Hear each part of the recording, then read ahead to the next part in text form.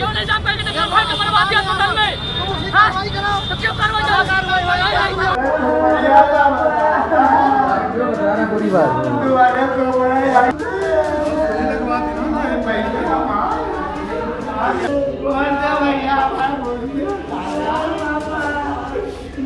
Police वाला हूं, मुश्किल वक्त में भी मुस्कुराऊंगा, मुझे याद रखना तूफानी बारिश में भी आपकी सुरक्षा के लिए आऊंगा।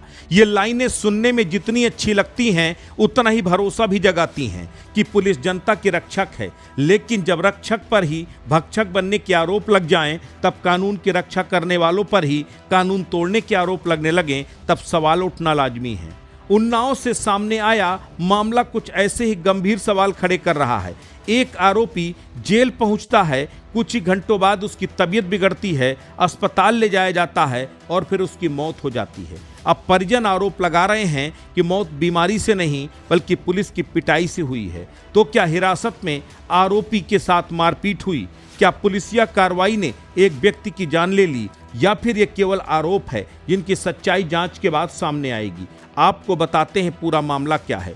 उन्नाव के असीवन थाना क्षेत्र में एक युवक पर धारदार हथियार से हमले के आरोप में गिरफ्तार किए गए शफीक अहमद की जिला अस्पताल में इलाज के दौरान मौत हो गई। शफीक अहमद को पुलिस ने गिरफ्तार कर न्यायालय में पेश किया था, जहां से उसे न्यायिक हिरासत में जेल भेज दिया गया था, लेकिन जेल पहुंचने के कुछ ही घंटों बाद उसकी तबीयत बिगड़ गई। जेल प्रशासन ने उसे जिला अस्पताल भेजा, जहां इलाज के दौरान उसकी मौत हो गई। मौत की खबर जैसे ही परिवार तक पहुंची, जिला अस्पताल में हंगामा शुरू हो गया। गुस्साए परिजन अस्पताल पहुंच गए, शव को अस्पताल गेट पर रखकर सड़क जाम कर दी। मृतक के बेटे शोएब ने पुलिस पर गंभीर आरोप लगाए। क्या नाम है आपका? हमारा साहब शोएब नाम है इनके। हम लड़के हैं, हम बड़े लड़के हैं साहब। हम तो बाहर थे सर, पापा लोग घर में थे। तो सर दिलशाद का भतीजा यहाँ हमारे घर आया था, दोपहर में गेट खोल के सर अंदर घुस गया, बहन सोई हुई थी वहाँ। उसके साथ जबरदस्ती सर किया और धमकी दिया कि जो कुछ बोलोगे तो सर जान से मार देंगे सबको। बाद में लपेट चपेट किया सर, उसको भी चोट आया है और हमारे पापा को मारा, जेल भिजवा दिया सर 307 में सर। उसके ये लोग सर रसूलाबाद नहीं, पड़ोस के यहाँ सर, कस्बा रसूलाबाद है, पोस्ट थाना सीवन है साहब। हाँ, ये सब जेल 21 तारीख को लेके गए साहब इनको। वही 3 दिन से साहब वही बंद थे ये, और इनको वही थाने में मारा है साहब। 3 दिन से मैं इनसे मुलाकात कर रहा हूँ, इनका हाथ फूला हुआ है। बोल रहा हूँ दवाई दिलाओ, दवाई कुछ नहीं दिला रहे, ऐसे ही बस कर रहे हैं ये लोग, कुछ नहीं दवाई वही दिलाया है। कार्रवाई साहब उनको फांसी चाहिए बस, हमको उन्होंने मरवाया है, पुलिस प्रशासन ने ऐसा किया है, सब कुछ है साहब। हम लोग कब से गुहार लगा रहे हैं कि हमारे पापा को दवाई दिला दीजिए, दवाई नहीं दिला रहे। इन नूरला नगर गाँव पड़ता है साहब। परिजनों का कहना है कि 21 जून को अनस नाम के युवक उनके घर आया था, उनकी बहन के साथ जबरदस्ती करने की कोशिश कर रहा था। इसी बात को लेकर शफीक अहमद और अनस के बीच विवाद और मारपीट हुई। परिवार का आरोप है कि पुलिस ने मामले की निष्पक्ष जांच करने के बजाय एक तरफा कार्रवाई की। इतना ही नहीं, थाने में शफीक अहमद की बेरहमी से पिटाई की गई। परिजनों का दावा है कि इसी पिटाई के कारण उनकी हालत बिगड़ी और बाद में उनकी मौत हो गई। थाना आसीवन पर दिनांक 21/6/2026 को पंजीकृत मुकदमा अपराध संख्या 127/26 धारा 109 BNS, जिसमें संबंधित घायल का उपचार हैलेट अस्पताल में चल रहा है। इसके नामित अभियुक्त सफीक पुत्र मुन्ना, उम्र लगभग 45 वर्ष, निवासी नरुल्ला नगर, थाना आसीवन, जनपद उन्नाव को गिरफ्तार कर न्यायिक अभिरक्षा में जिला कारागार उन्नाव भेजा गया था। आज दिनांक 24/6/2026 को जिला कारागार में अभियुक्त सफीक की अचानक तबीयत खराब हो गई, जिसके उपरांत उसे उपचार हेतु तत्काल जिला अस्पताल उन्नाव लाया गया। जिला अस्पताल में चिकित्सकों द्वारा परीक्षण के उपरांत उसे मृत घोषित कर दिया गया। मृतक के शव का नियमानुसार पंचायतनामा भरकर पोस्टमार्टम हेतु भेजा जा रहा है।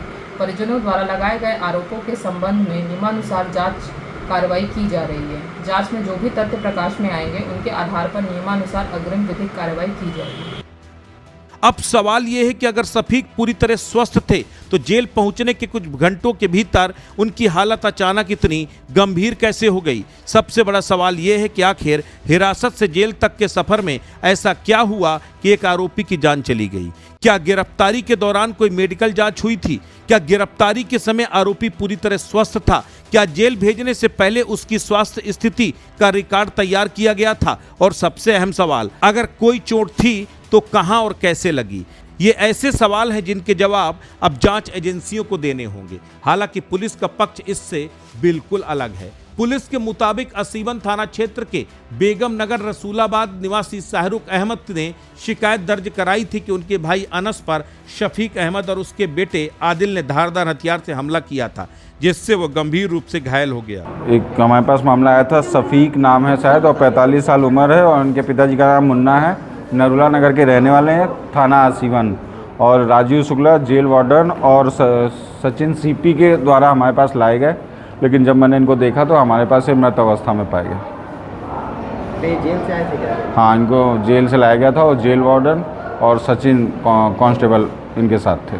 पुलिस ने इसी शिकायत के आधार पर मुकदमा दर्ज किया और शफीक अहमद को गिरफ्तार कर न्यायालय के आदेश पर जेल भेज दिया।